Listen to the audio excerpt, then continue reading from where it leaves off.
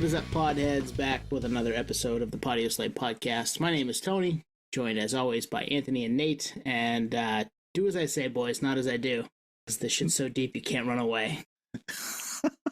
Wish in one hand, shit in the other, see which one gets there first. What are we doing here? Yeah. What's happening, Tony? You guys good? I'm good, man. I'm fine and dandy. Yeah.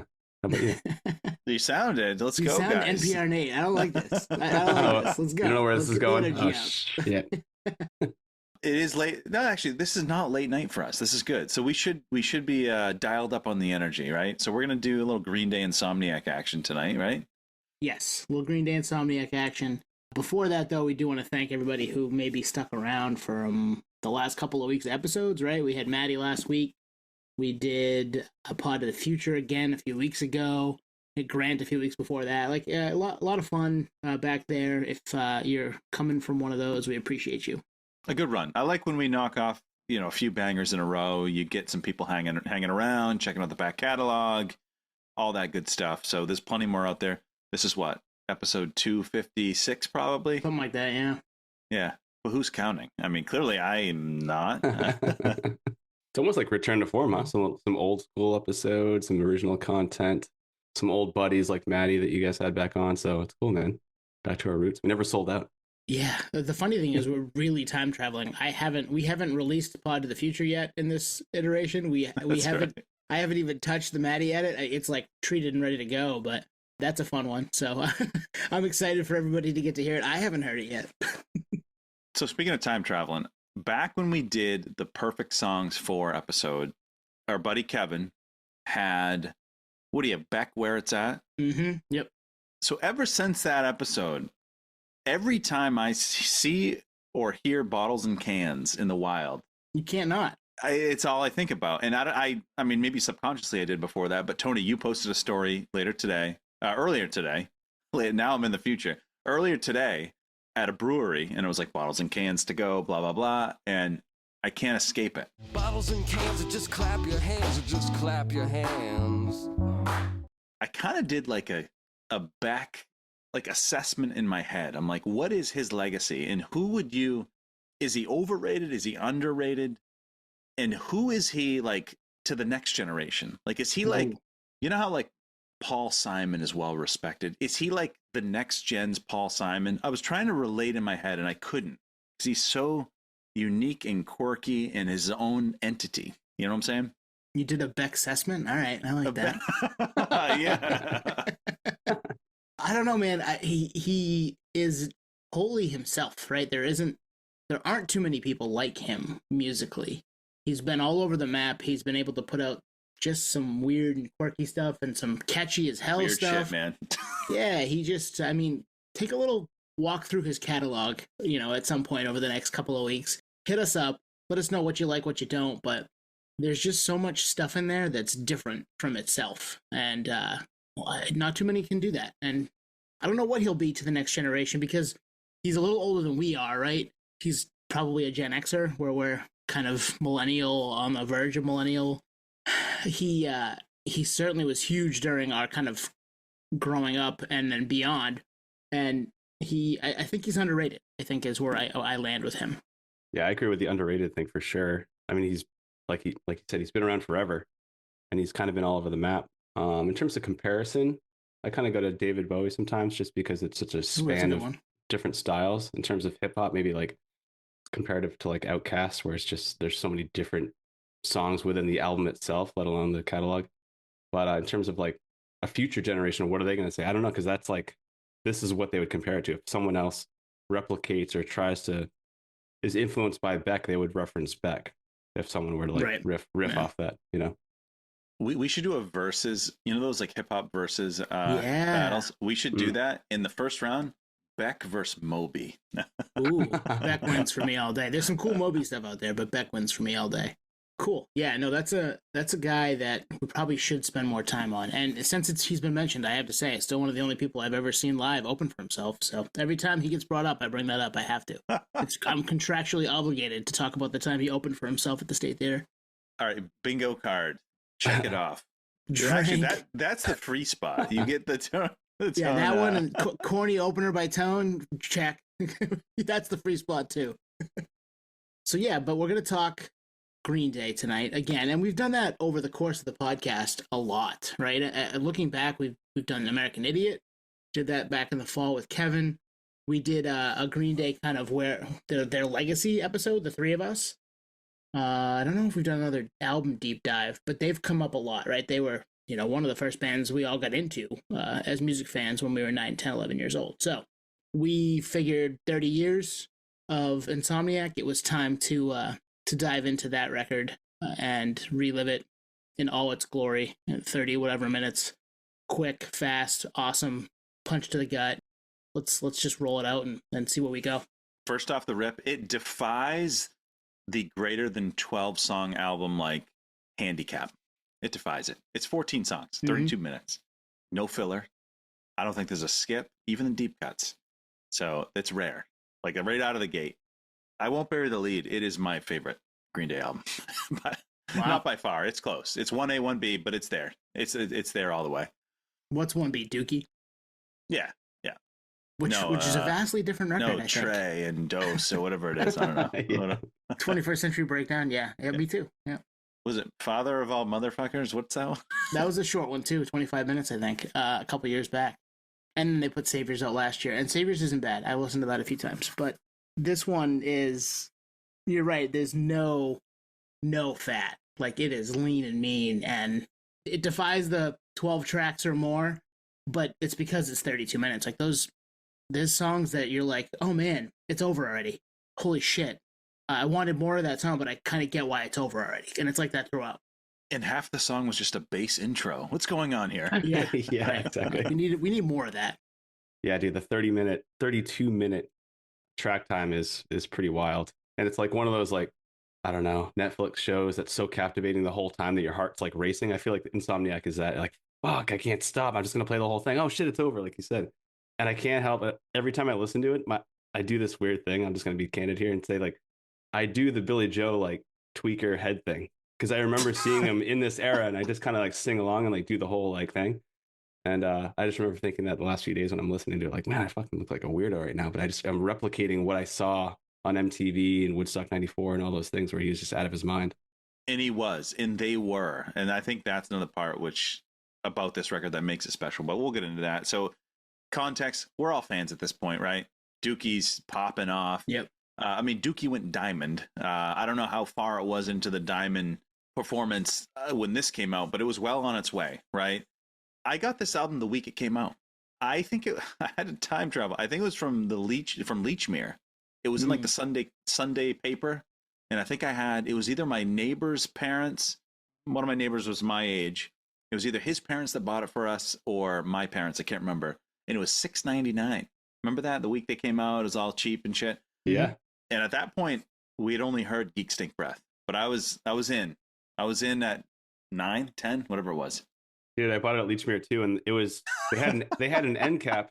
They had an end cap with like the cardboard stand whole display. I remember it was a big deal because it was the follow up to Dookie. But yeah, Leechmere, man. They were promoting that heavy. For $6.99, you said. I don't remember the price, but it was cheap. Yeah, I wish I still had that catalog or the flyer. Maybe I do. Who knows? I keep everything. I'm a hoarder. You could, right? Yeah, I think you unlocked a memory for me there, Nate. I think I remember seeing that end cap thing and probably also buying it at Leechmere. I don't remember exactly getting it. I know I had it. And I know I got it probably the week it came out. I was probably like, Mom, bring me to the mall. I need this now. Because we weren't buying them at the CD Authority back then. It was too expensive.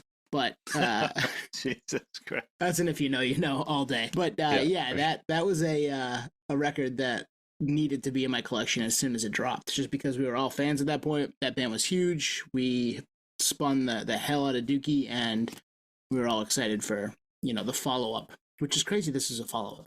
Crazy.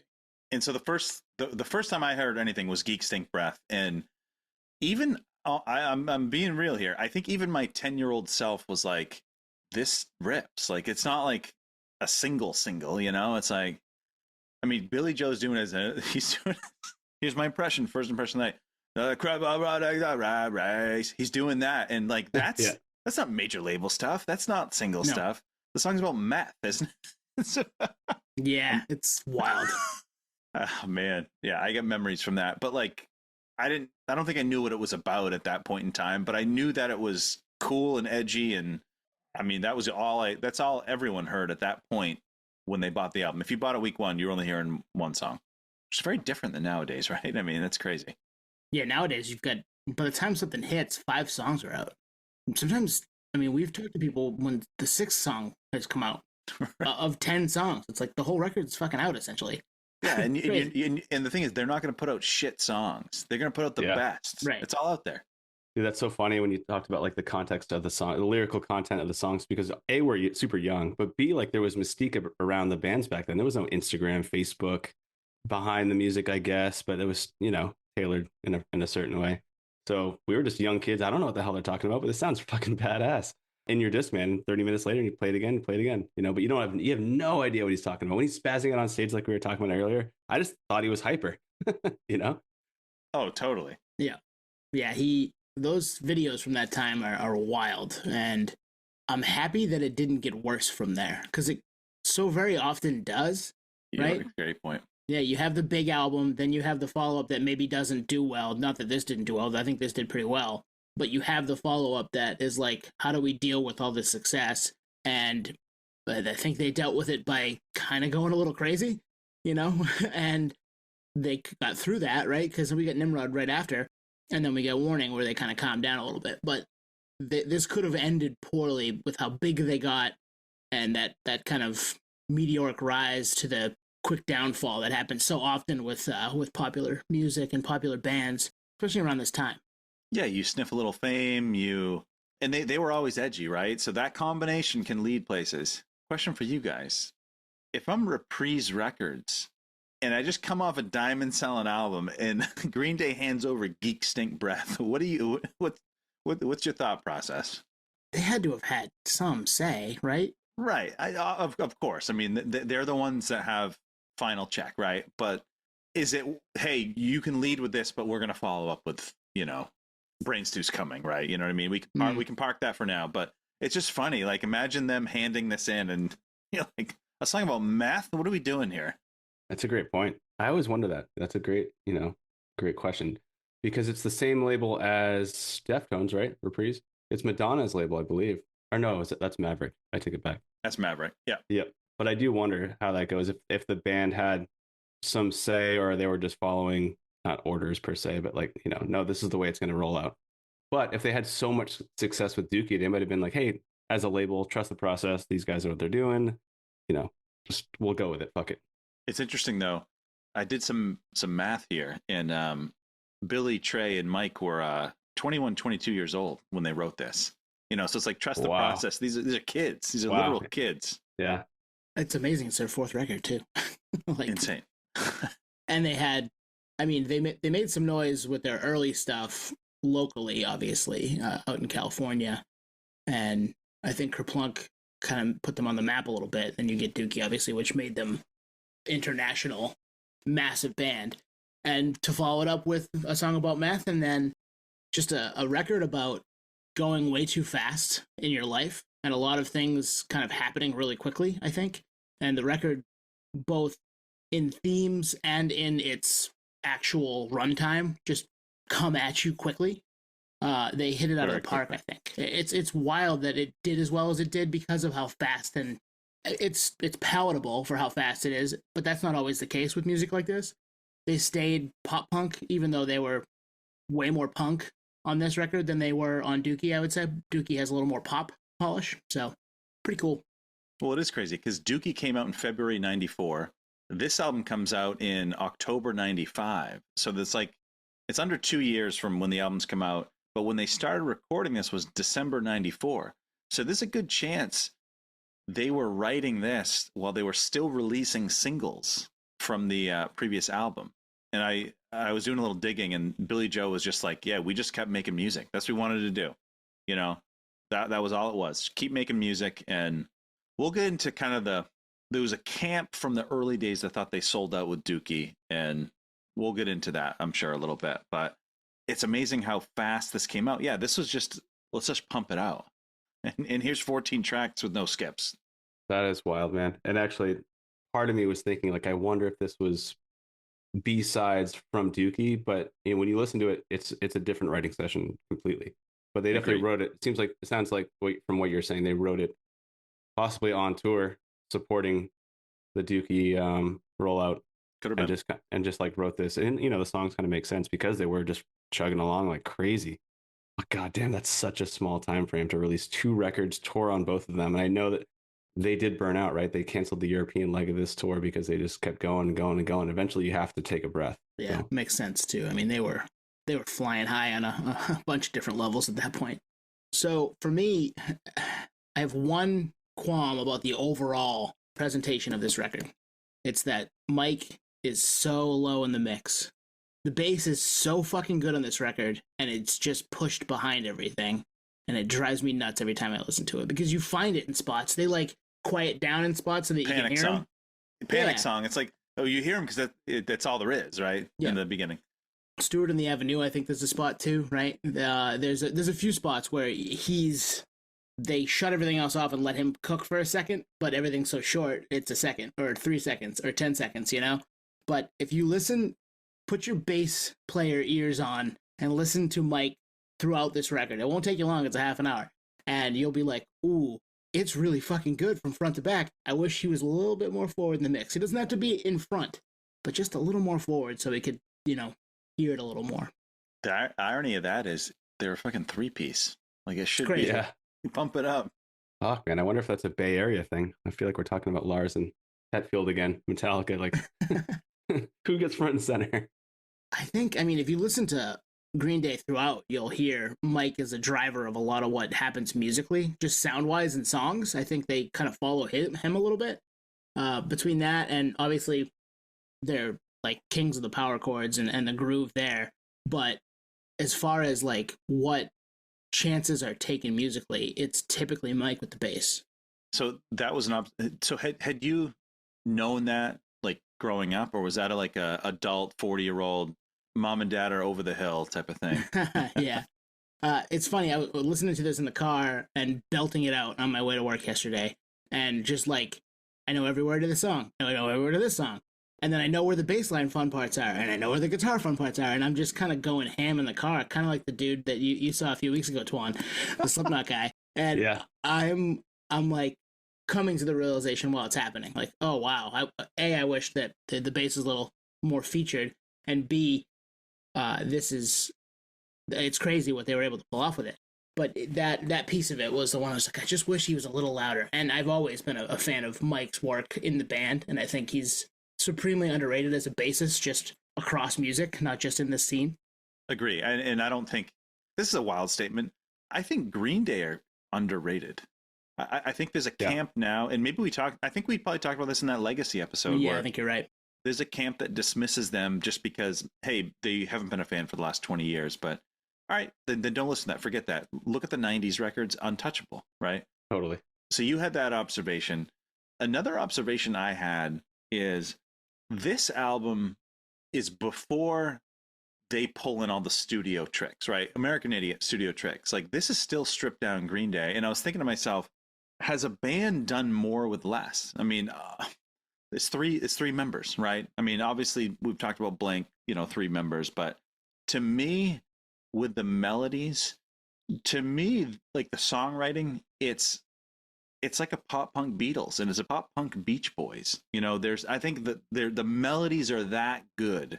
And actually, I'm thinking about it now. When we did the Enema Blink episode, I mentioned that Tom DeLonge was like, we're the first pop punk band to be like sing nursery rhymes. What do you say? Nursery rhymes on steroids. No, they weren't. Green Day was doing it. Yeah, Green Day was doing it too. Green Day was doing it. And I don't know. Billy Joe, I assume he's the mastermind behind it. Those melodies and the way he takes these songs, to me, it's like Beatles, Beach Boys level. Dude, 100%. That's so funny you said that, because I was thinking about that earlier. I didn't write that note down, but I thought about that because of the simplicity element. The simplicity element, exactly. Yeah, they were doing it very slightly before Blink. I mean, they're similar in age, I would think, maybe a little bit older, because Blink was together at this point when these records were popping off. But Blink didn't really pop off until 4 years later, right? So once we got Enema and Dude Ranch to an extent, 97, but Enema after. So they have done a lot with a little, and it's cool that it's another California pop punk / punk band that's a trio that was able to do that. It's kind of crazy that's looking at the two of them. And if you think about it, and I actually wrote this down, what do Billy Joe, Eddie Vedder, Tom DeLonge, Billy Corgan have in common? They're brothers with Bill Burr. I don't know. Close. No, that's not it. Nate? I was going to say there's a California connection, but not with Corgan. No, Chicago for him, right? No, they all sound fucking weird, and they all make it work. Yeah. And they all got massive, right? They all have their own thing. We always joke about Tom DeLonge and DeLonging. We need to come up with one for Billy Joe because we can't call it Billying because that's kind of Billy Corgan. Whatever he was doing, that the inflection he was putting on things. I mean, John Popper too, to a lesser extent in the mid '90s. Everybody was just weird sounding and putting all these crazy inflections on their voice to gain supremacy, and it worked. I mean, we're still talking about that shit 30 years on. Damn, yeah, he's Armstronging, I guess, right? Not DeLonging. Is that what Billy, it is? Billy Joeing? I don't know. We got to come up with something. Let's workshop this. Billy J.O.ing? BJing? No, that's not going to work. Yeah, it's not going to work. Get that. Oh, man. But no, like that was, as I listened back to this with like adult ears, because we always say, like, when was the last time we heard these albums? For me, I probably hadn't put on Insomniac for many, many years. It'd been a while. So I'm listening to it now and I'm like, all right, I'm not skipping this. Not skipping this. These are basic songs. And we made that observation when we talked about American Idiot. These are basic songs. Isolate on the instruments. There's not a lot to it, but what takes them to the next level is the melodies and Billy Joe's voice. It would be interesting to hear, like, quote unquote, a normal singer on these instruments, I don't think it would have hit. Billy Joe, it's the uniqueness. It's, hey, I'm not getting this anywhere else, so I'm going to go here, Agreed. It'd be weird and it wouldn't work as well, which is weird because what they do is funky, but I guess that's, you're differentiating yourself, especially, it's just crazy that during this time frame, a lot of bands were doing that, and the ones that were popular had this kind of front person who was able to do something just completely different and off the wall than anybody else, but there were multiple front persons doing that in the same scene and in other scenes. So crazy to me. Yeah, the inflections he puts on certain words, like on Brad, he's like, "Mom and Dad don't look so hot these days. They're getting over," that. Even small things like that. I'm like, they toyed with that. Like, what word would get stretched, And maybe they didn't. Maybe it was just the first thing. Like Billy Joe's like, "I got it, guys." That's interesting. Yeah, it's like a hip hop flow thing. Like, where are you gonna exactly? Yeah, kind of draw things out a little bit. It's funny. Something I was thinking about as we were talking is none of us are in bands. And none of us play instruments, although I think, Twan, you and I had like dabbled a little bit. I was in a Terra cover band called Maximum Output, okay? Yes, there is video back there. You could find it. Give me my flowers, okay? Roses, dude. No, but I was going to say, the haters that are like, whatever, Green Day's whatever, there are some haters out there that like, oh, well, the music's so simple. It's not that hard. It's like, it's power chords, dude. I could write that. It's like, well, you didn't, dude. And this band's one of the biggest bands in the fucking world. You didn't do it. They did it. And it shows you that you don't have to be a Danny Carey. You don't have to be super complex to be appreciated. In fact, I think the simplicity is why it's so easy to digest. And that's why the Beatles, and like you said, Beach Boys were so popular, is because there's not a whole lot to comprehend. It's like, this is just easy to understand in terms of, I guess, music appreciation or understanding music. I mean, we were fucking in 5th grade when this dropped. So we're like, I don't know what's going on, but this is rad. So. It sounds good, and it still sounds good. Want to talk tracks? We don't have to do the full deep dive, but maybe some standouts, right? Yeah. I got a question for you guys. Obviously, Geek Stink Breath was the first single. We knew Brains Too Jaded was a single. Did you know Stuck With Me was a single? No, I did not. That was the second single. Wow, kind of crazy. Not know that. Yeah. Cast out, buried in a hole, untouchable. Great. Wow. I can understand why they picked it. I have no recollection of it ever having a video on the radio. I don't remember on the radio at all. And they would have been a massive radio band at the time, right? I mean, this song would have gotten a bunch of play, like new Green Day song at midnight or new Green Day song premiering tomorrow. It would have been everywhere. I don't remember that one for some reason. even though I love the song. Nate's like, I knew it. I had the CD single. I had the cassette single, guys. I was outside CD Authority at midnight. Record Town at the main mall. I was gonna say, I wonder if that was a UK release and not a US. Oh, was it a Kerrang special? That's Oh what I'm boy, thinking. here we go. That's what I'm It's a thinking. Kerrang subscription. What stuck with me? No, it was the second single. Yeah, wild. Yeah, I don't recall ever hearing that on the radio or on TV. Well, and there's only 3 singles, right? Well, I guess 4 if you count Jaded. Braids Too Jaded is 2 songs, which they played them as one for a long time. I think they still do when it comes up on the radio, right? You get both? Well, the music video was both, right? Brains Too Jaded? Yeah. And I think on the radio it was both, because it's not super long, because Jaded's only like a minute and a half. So if you played Brains Too, you were going to get 5 minutes or so, which isn't the end of the world on the radio. It's time for Rob to go take a piss. So 2 observations about Brains Too Jaded. When Green Day dropped Basket Case in 94, that was the fastest song I had ever heard. When they dropped Jaded, that was the fastest song my 10-year-old brain had ever heard. Mm-hmm. And Brain Stew, I always viewed as that was Insomniac's Longview. It's Cool. It's the sequel to Longview. I thought of It's this the tonight while sequel to listening to it. Like Longview, you're bored at your house, you're doing things you probably shouldn't be doing, or maybe whatever, you're alone, you're having fun. We won't get too deep into what that means. But this is the I'm really bored. Let's get fucked up. That's what this song is. It's exactly what it is. Brain Stew. I'm so bored out of my mind. I'm just gonna get fucked up. I think you're right. And talk about simplicity. Dunna, dunna, dunna, dunna. And actually, I did read that the working title for that song was Insomniac. I'm having trouble trying to sleep. But we talk about simplicity. That is the most simple song. And was it Greg Bergdorf? He was like, yeah, that's where Papa Roach got the inspiration for Last Resort. I think Didn't he so, say that? yeah. I mean, it makes sense, right? That's just very similar without the in between that picking. they do. Yeah. But then, when you get that riff, right? And then it's iconic at this point, too. It's an iconic riff. Everybody our age knows exactly what it is when it pops on, and maybe a little younger or maybe a little older.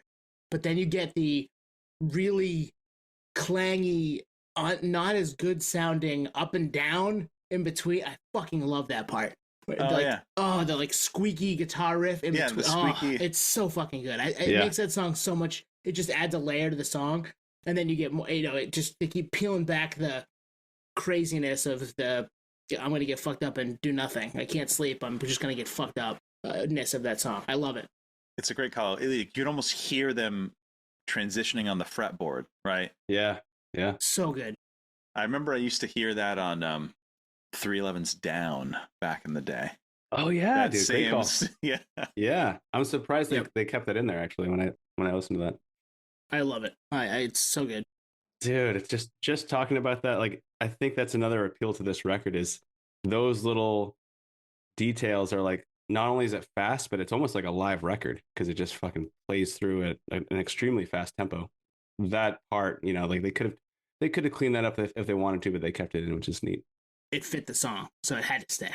Well, the thing is, it fit the song, but Brain Stew doesn't fit the album at all. No, it feels like a clear single, doesn't it? Sure. Clear. They're like, yeah. And I don't know, the history was reprised hey, we need another Longview. We need another Sugar Ray Fly. We need another Longview. But who knows? Maybe this was Green Day's compromise to say, hey, we'll do Brain Stew, but let's piggyback it with Jaded.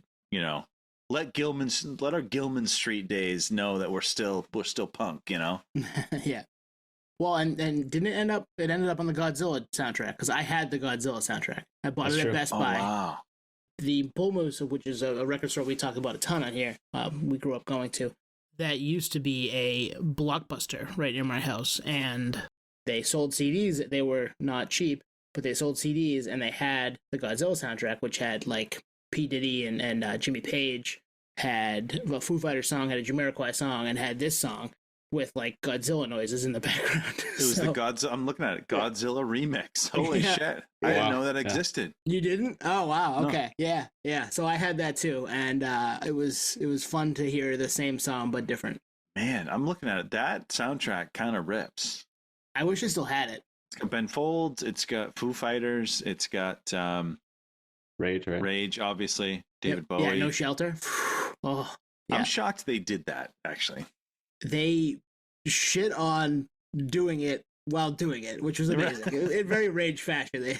It was very, very Rage Against the Machine of them, which I still, we all love, right? I mean, we could do that another night, but yeah, cool movie soundtrack. Terrible movie, if I recall. Right. Just a typical blockbuster movie. Yeah, summer 96 or whatever, not whatever, 95, 96. I love the line in Jaded, always move forward, going straight will get you nowhere. Such a great. Oh, dude, yes. It's so good. It's the highlight of the record, from one of the highlights of the record for me. To nowhere, and then they just go back into it. It's like Billy Joe said his piece, then we're just gonna riff, you know? Yeah. There is no progress. Evolution killed it all. I found my place in nowhere. Yep, me too, man. I'm right there with you. At 40, I feel that way more than I did at 10. Other tracks, 86 was always a standout growing up. I was always attracted to it, and I texted you this, but I'll say it for the group or for the listeners. The drum intro to 86 is the same drum intro to Blink-182's Aliens Exist. It's the exact same thing. Mm-hmm. It is. It's crazy. But it's an untouchable song. The guitars, the driving guitars, I love it. Love that song. Never skipped it growing up. Didn't skip it. Kind of revisiting it now. Nate and I have been quoting 86 to each other for 30 years. So I'm sure he agrees. I'm going to agree with you. Great fucking song. Don't even try. Like, don't even think about it. Don't even try. Yeah. There's no return from 86.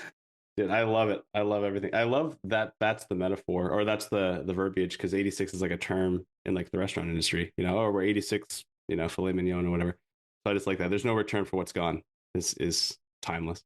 Well, and isn't that kind of a reference to them leaving their roots and them being like, well, fuck you. This is what we meant to do. Like, we needed to do this. I think it is. That's a half-assed memory I'm having from doing prep for this for a while ago for something different. Yeah. I think that's what it is. It's a like, fuck you to people who are like, why aren't you what you used to be? Well, let's dig into that a little bit. Like that's one thing about this album, and which I think is why it came out so quick. It would be my guess is ultimately it's a course correction. You know, we always talk about stair steps, or I do anyway, stair steps on this podcast. Yeah, you do. On your, you know, if you have that on your bingo card, just fucking fill it in. Drink, baby. Double dotted on your bingo card. But if Green Day was true stair stepping, after Kerplunk, they would have released Insomniac. Yeah, that would have made more sense. And it would have made more sense, right? But I think this album was a course correct to, you know, the Gilman Street purists. So if you're listening and you're one of those people, I'm sorry. I don't mean to single you out, but I think it's a response to that, which is like, no, we still got it. Yeah, we did that. But here's the thing, guys. We didn't know or think it would hit Diamond. Right, yeah. You know, but we still have it. Now, I'm not going to bail them out after this because Nimrod and Warning are clear departures. But for this album, yeah, they brought it. Well, I think, and we don't have to go too deep into the after, but I think Nimrod is kind of a mishmash of both. It is. You get a little Dookie, you get a little even more poppier in spots, and then you get a little kind of fast. And yeah, Nimrod's not my favorite Green Day album. A lot of people ride for it, but it's got bits and pieces that I've grown to love over the years. The thing is with Nimrod and Warning is they have skips. Insomniac doesn't.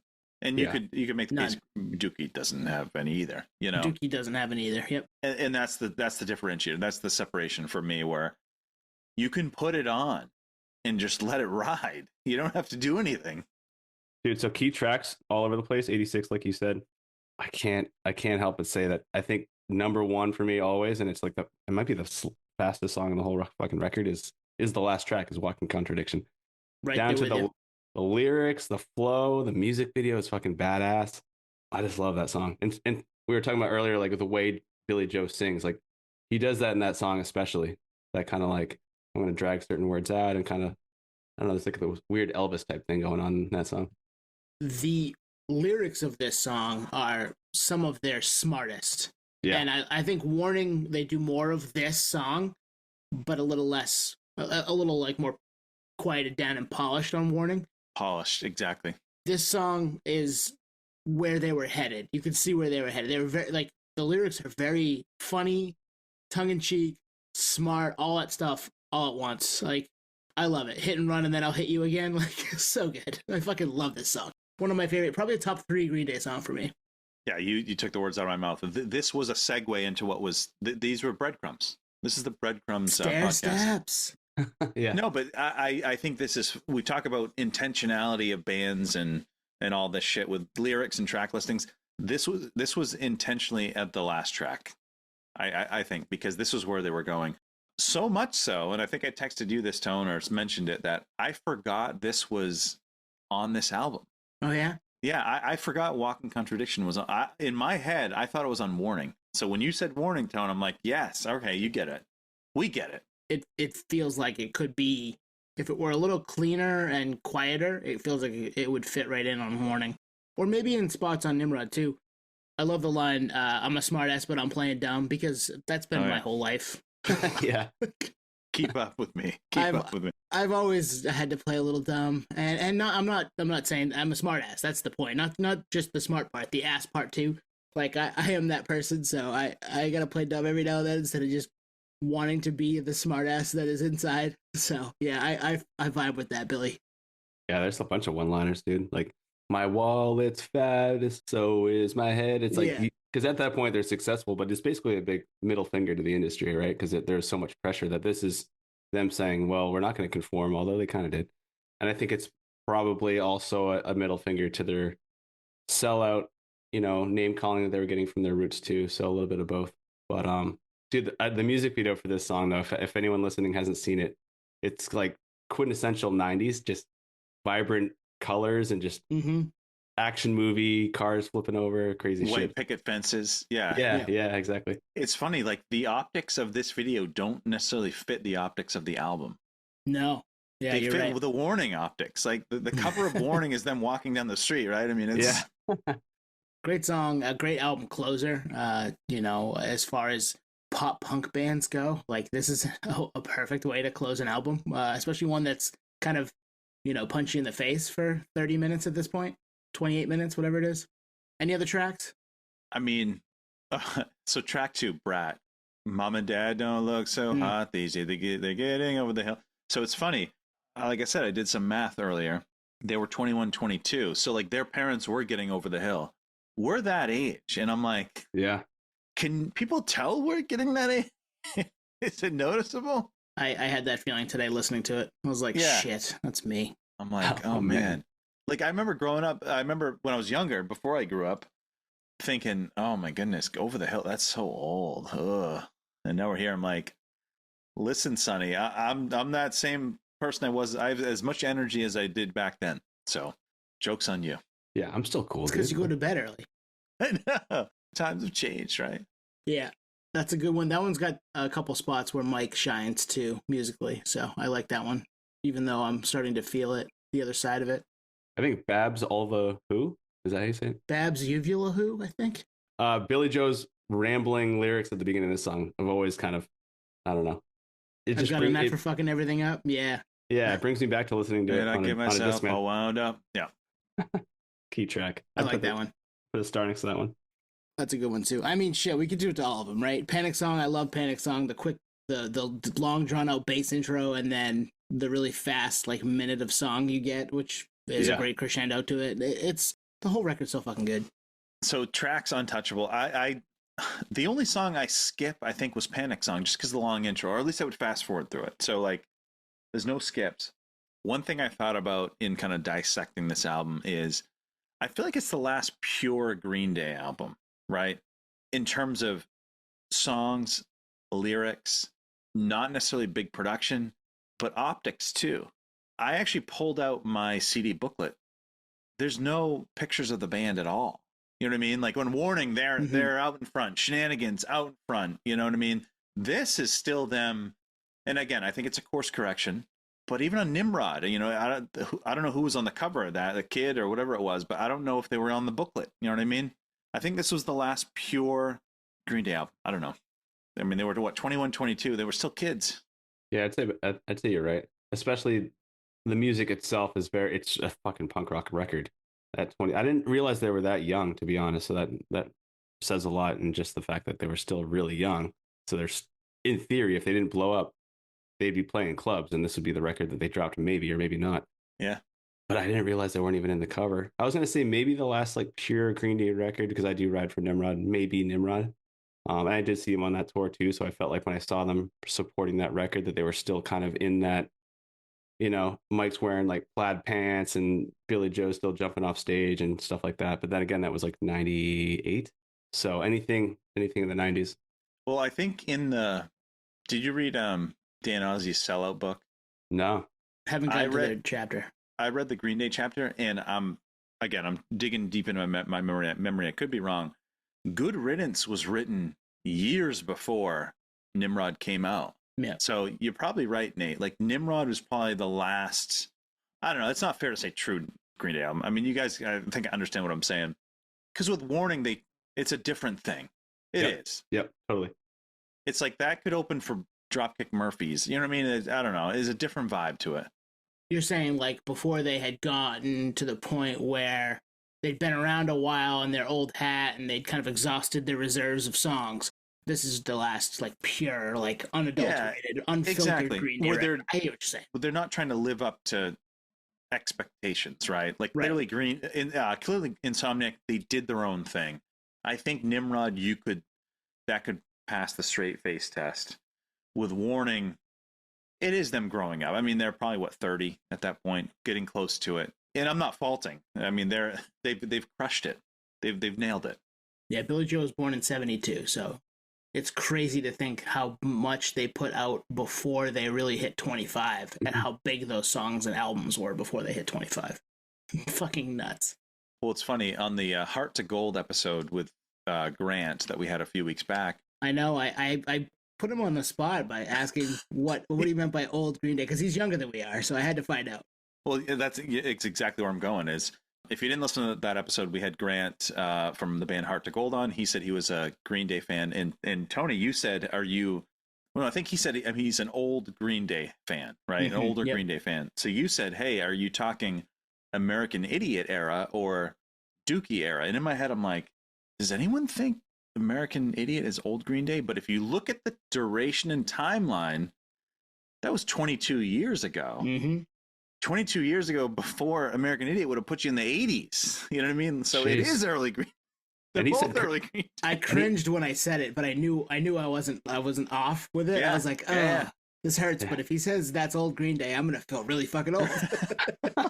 You set it up. He said Kerplunk too, right? So he's super OG. Yeah, I loved it. Yeah, because there's some great songs on Kerplunk. Not that we're gonna do that right now, but I went backwards when Dookie came out and found all the old stuff like you do when you're 10, 11 years old and you're loving a band. So I'm glad that he busted out Kerplunk.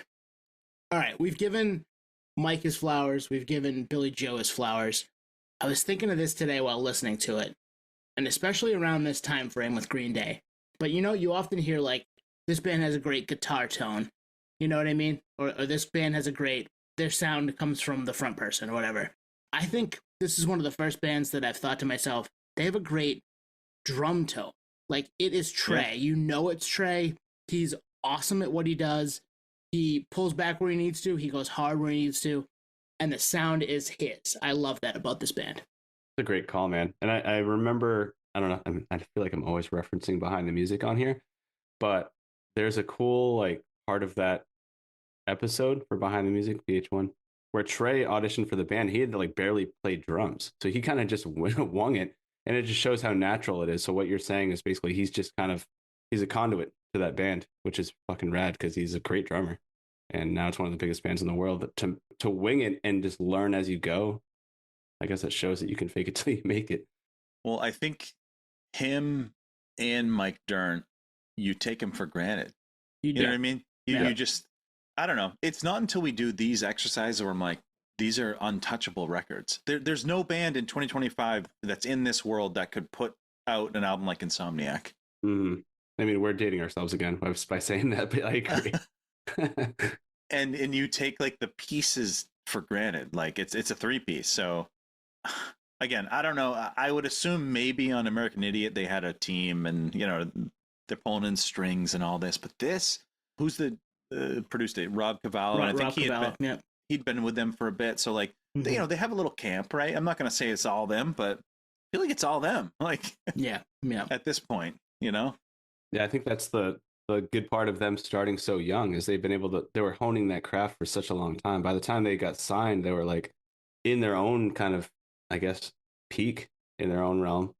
Although they keep going, right, and they keep making. They're still, music. yeah. I mean, they're not that old, so they could still be doing stuff for another 10, 15 years if they want to. Maybe not to the level, you know, physically that they were doing it, but yeah, 52 for Billy Joe. That's not very old. So, all right, Legacy. We want to hit up Legacy.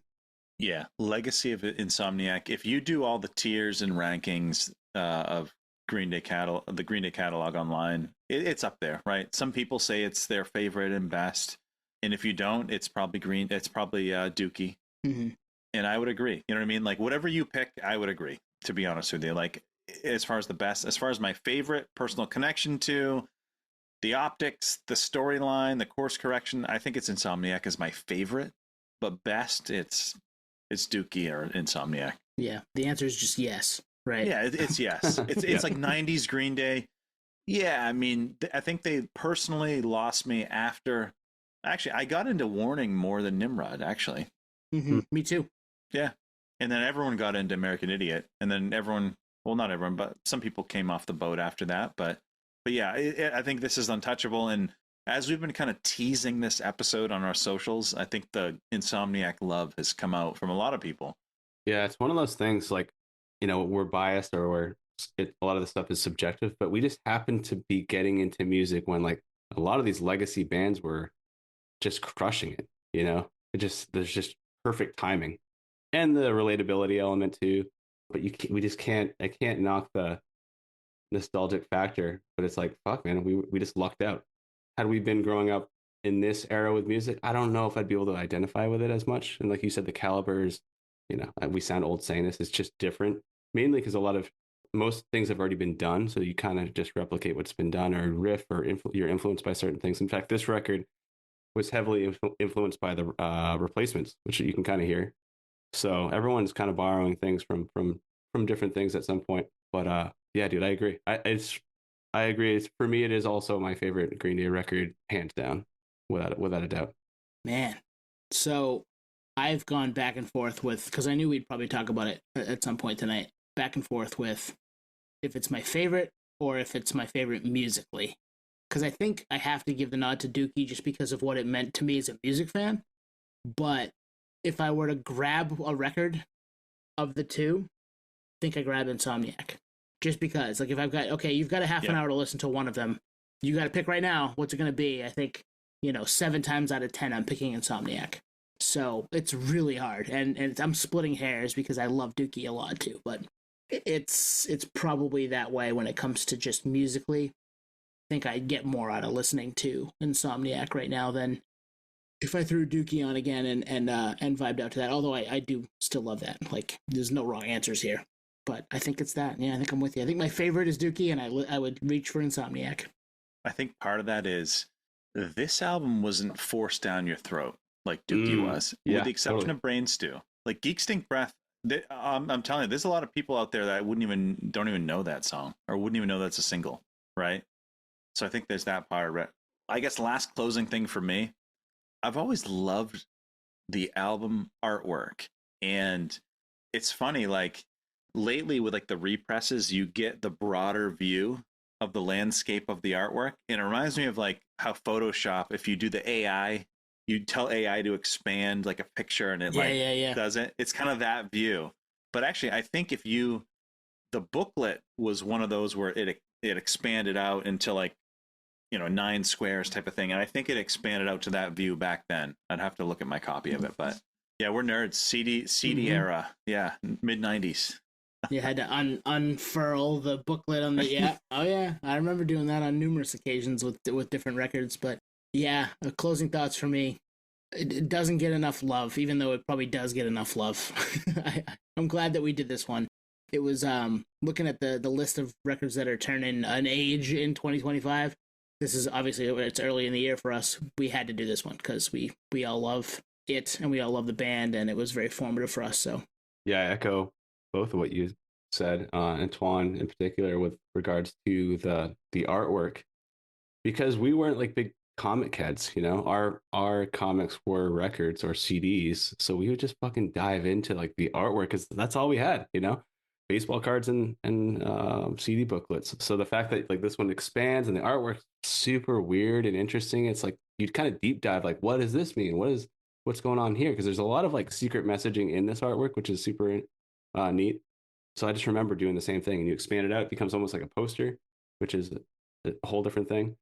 But yeah, closing thoughts. Like I just remember just looking at this album and listening to this record relentlessly in my boombox at the time and Discman at the time, and just being obsessed, and also being obsessed with the fact that like you said, it wasn't forced down our throats. It almost felt like it was still ours.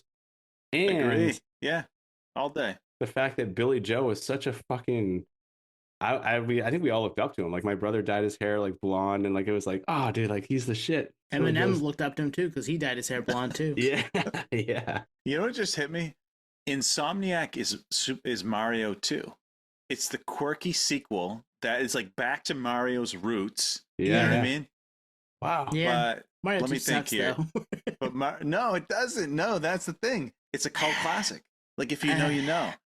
But Mario 3, I don't like Mario 3 is way better than Nimrod, though. Like Yeah, it's not agreed. it's a false Yes. equivalent. Mario 3 is one of the best video games ever. Yeah.